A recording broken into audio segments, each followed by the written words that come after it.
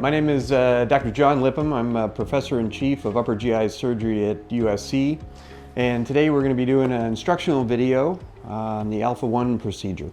Prior to doing the alpha-1 procedure, we're going to do a standard endoscopy. And what we're going to be looking for on this endoscopy are signs of reflux. Anything such as esophagitis, and not just presence or absence, but LA grade A, B, C, D esophagitis. We'll be looking for strictures, evidence or possible Barrett's, or even hiatal hernia. Now, if you get down there and you do see LA grade C, D esophagitis, you've got objective evidence of reflux. LA grade C and D is considered objective evidence of reflux, and you don't necessarily need pH monitoring. There is some debate about LA grade B esophagitis, but for the most part, C and D, and you won't need to be doing the alpha-1 procedure. So during the endoscopy, you're also going to want to pay attention to where the GE junction is. It's not necessarily always where the squamocolumnar junction is, because in patients that have Barrett's, that squamocolumnar junction can move. So what we're really looking for is the top of the rugal folds from the stomach. That's going to define where the GE junction is. So whatever number that is, we're going to place our alpha-1 about 6 centimeters above that. And so it's incredibly important to get that number where the GE junction is, call it out to your staff so they can then mark the catheter 6 centimeters above there.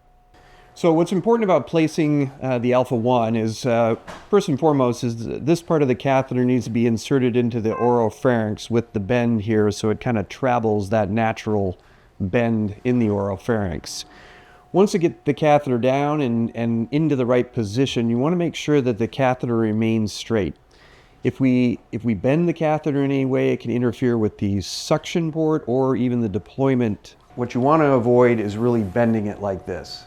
And then if we meet any resistance or if the patient coughs, I think it's a good idea to take a look. If it goes down smoothly, I think you're okay, but you just want to make sure it's not been passed into the trachea. But here we clearly see the trachea, catheter passing posteriorly, which means it's in the esophagus. And once we've got it in, we're keeping the catheter straight. We're lining up the tape mark, which will be 6 centimeters above where we determine the GE junction to be. We're then going to hook it up to suction right here on the catheter. Once we have it hooked up to suction, the suction will go up to 600 millimeters of mercury. Once we get there, we're going to count 10 seconds. If the patient coughs or moves dramatically during that 10 seconds, you want to start over, so a fresh 10 seconds. Once you've counted to 10, now we're going to deploy it. It's a series of 3 different latches here.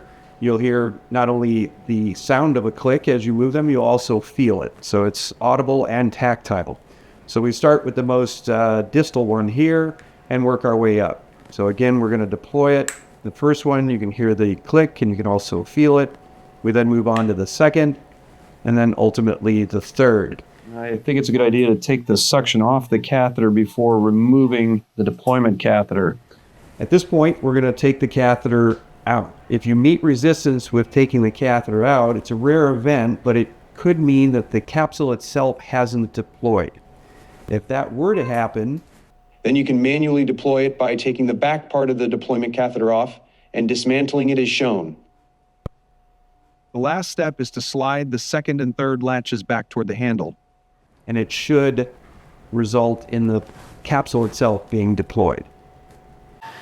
We'll go ahead and just double check that. This is kind of up to the discretion of the surgeon or the endoscopist to make sure it deployed and is actually attached here. And here we can clearly see it on the wall of the esophagus. A little photo documentation. That's really about it.